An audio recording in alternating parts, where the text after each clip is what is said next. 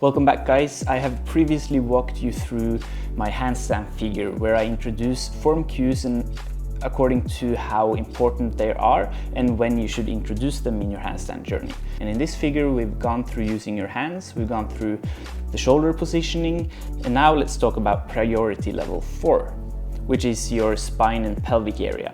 The reason why I put these two together is because in my opinion they work together and they depend on each other, so you can't work on the one thing without the other.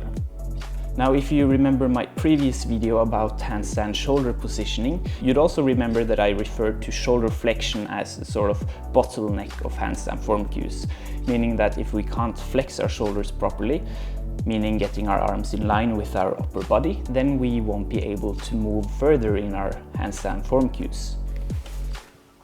And the reason for this is that if our shoulders are not flexed like this, but we have an angle here, then we either need to pike like this or banana like this, or we need to planche like this. And none of those things really make sense.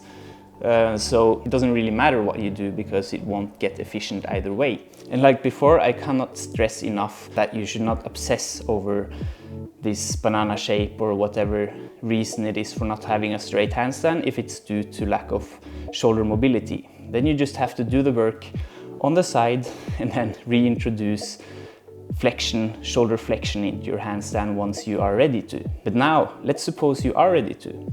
You have the shoulder flexion needed to have a straight handstand, but you still struggle with getting a nice line because you're either piking or bananaing or planching in your handstand.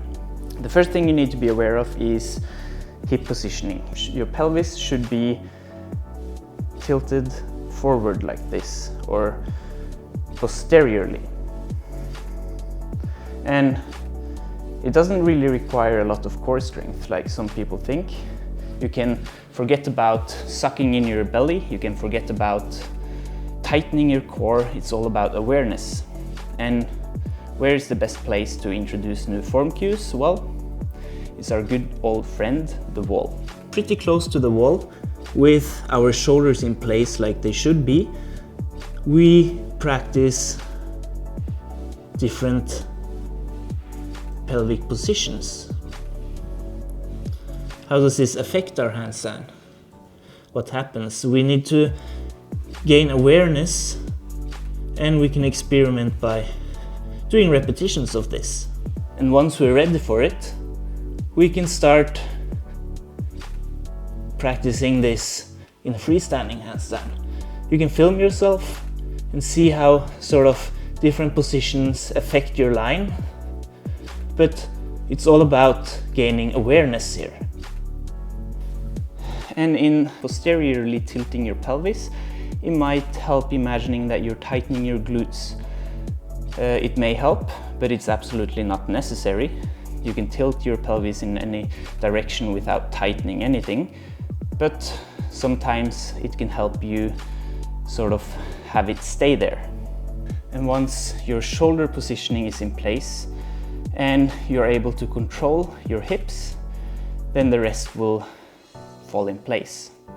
And then you can point your toes if you'd like.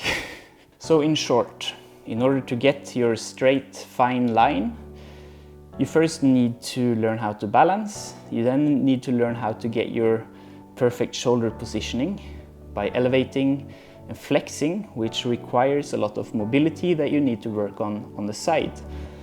Then you can experiment with internal rotation, like I explained in my previous video about shoulder positioning. And once your shoulder positioning is tight, flexed, then you can start experimenting with your hip positioning, which will affect your spine position, and they sort of work together. And manipulating your hips is mainly a question of awareness. And in my opinion, it's all about getting that shoulder position. Once that's settled, then the rest is Basically just repetition and practice, and you will get your perfect handstand. So I hope you guys enjoyed this video, and if you did, feel free to give me a like and comment if you'd like me to delve deeper into whatever. Be sure to check out the playlist I made with all of my handstand tutorials, which you can find right here. You can also check out some of my other tutorials for more calisthenics and strength-based training right here. Thank you for watching, and I'll see you guys next time.